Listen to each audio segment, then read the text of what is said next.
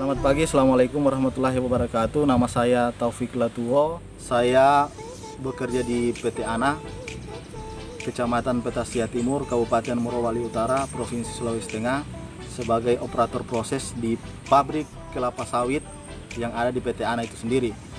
Kebetulan saya juga menjabat sebagai Ketua Serikat Pekerja Mandiri PT ANA SDA 1. Saya ingin menceritakan sedikit histori tentang PT ANA itu sendiri.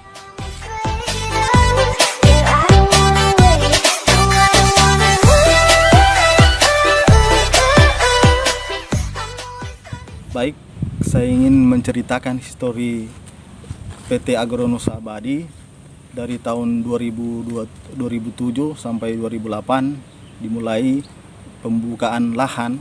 Waktu itu saya baru selesai sekolah waktu itu di 2006 dan saya diterima di PT ANA 2012 sebagai karyawan.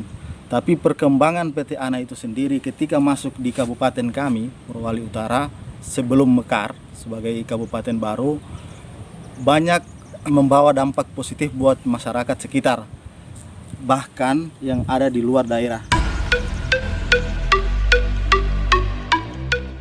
Secara histori lahan yang ada di sekitar di sini, bahwa saya sudah mendapat informasi dari mertua saya, bahkan orang tua saya, bahwa kehidupan di lahan PT ANA itu sendiri sebelum digarap oleh PT ANA belum bisa dimasuki, atau dalam arti kehidupan itu belum masuk sampai ke dalam. Tapi setelah PT ANA itu masuk, bahkan akses untuk naik motor, naik mobil sampai di empang atau bantaran sungai itu sudah bisa dilalui.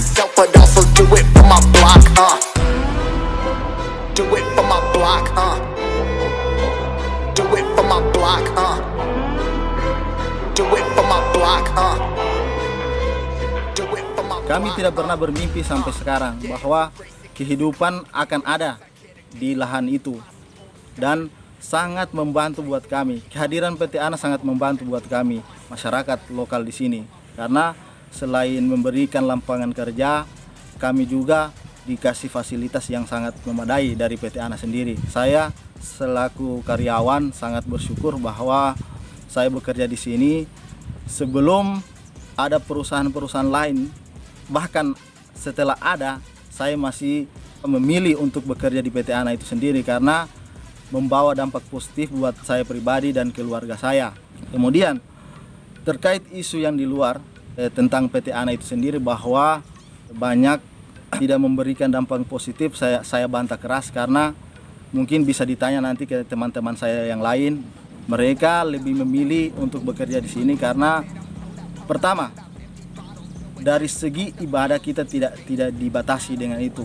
Keleluasan untuk beribadah, saya sebagai seorang muslim, ibadah saya tidak ada dibatasi. Bahkan fasilitas seperti rumah ibadah, seperti masjid, gereja, kita disiapkan oleh PT ANA.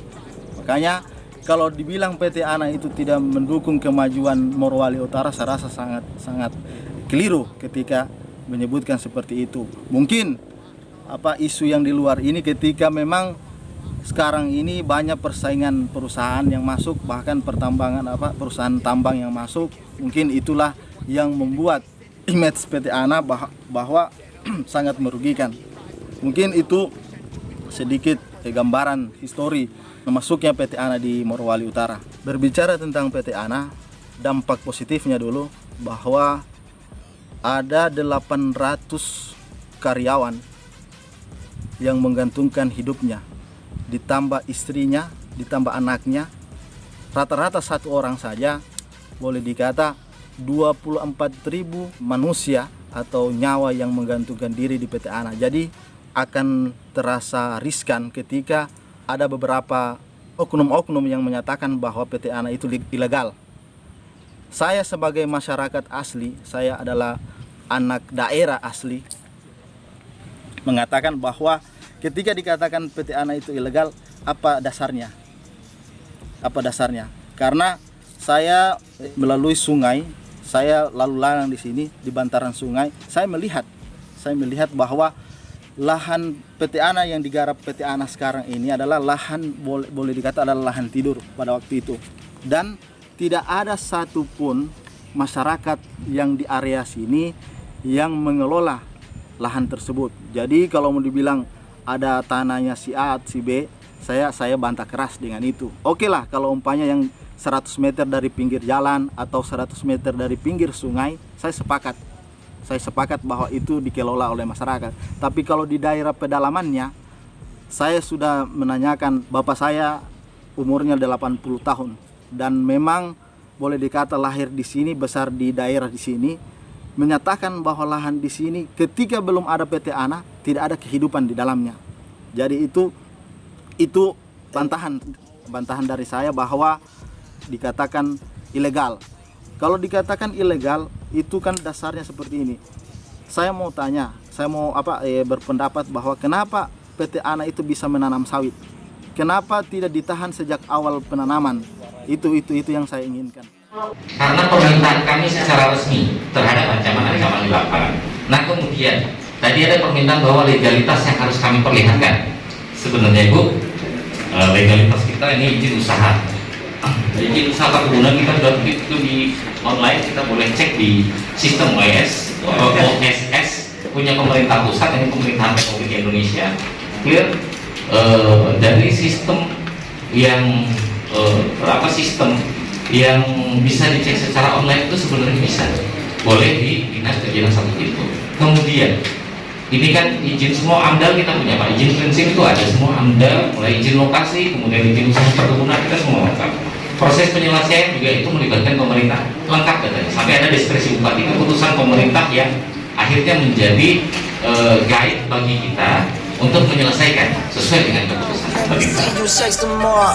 Fuck you in the closet, so to make know where the laundry is. Check out with deposit, but I don't know where my wallet went. Oh, drop it low, make that ass go down to the floor. Let me see you shake some more. Oh, drop it low, drop it low, drop it low, drop it low, low, low, low. See you shake some more. Oke, kita berada di lahan PT ANA, tepatnya di Afdeling Juliet. Kita akan melihat proses teman-teman bagaimana awalnya ketika memanen buah.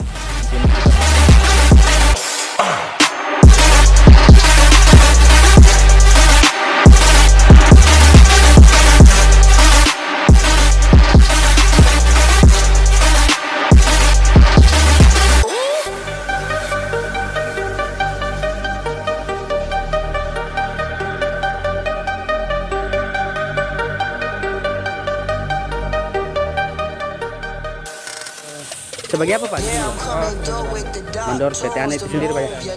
Pak, bagaimana proses untuk pengambilan buah ini sendiri? Proses pengambilan buah itu dipastikan dulu itu ada buah masak atau tidak, kemudian pastikan bahwa betul-betul itu buah masak dan diturunkan di pakai egret kemudian dievakuasi keluar. Untuk pilihan buahnya sendiri Pak, apa ada kategori tertentu Pak? Iya, yang Brondo 5, minimal Brondo 5 yang sudah jatuh dari tandan buah sawit itu di kategori masak. Oke, untuk mengetahui itu Pak, seperti apa proses ini? Dia akan kelihatan ada yang jatuh di bawah biji itu 5 butir, itu sudah kategori masak Pak. Dia jatuh dari pokok, dari atas. Ya, setelah buah jatuh, proses pemotongan tangkainya Pak. Jadi ini dipotong dalam bentuk cangkam kodok, artinya bentuk V. Bentuk V, kemudian ini dievakuasi ke PET dan selanjutnya dibawa keluar ke TPH. Jadi itu proses.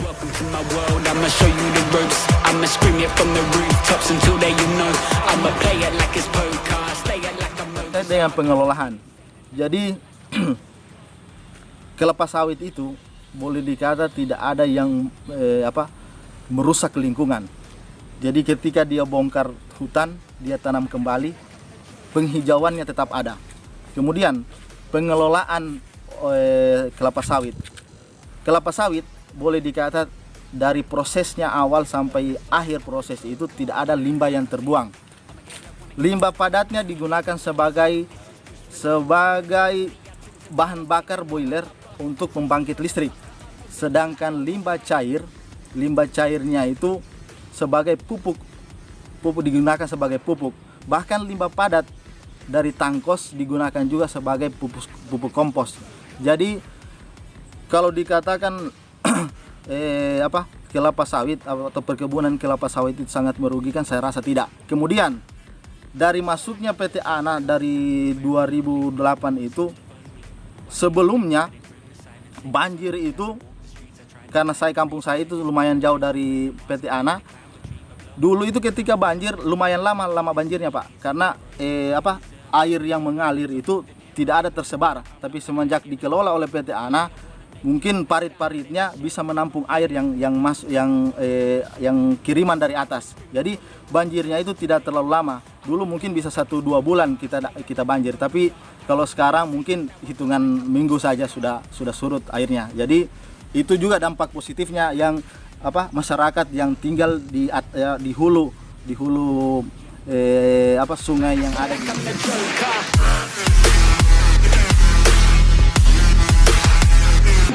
simply amazed. I turn up loud. Yes, I gotta let them know that I work for this, but y'all just told me no. Man, I'm sick of it.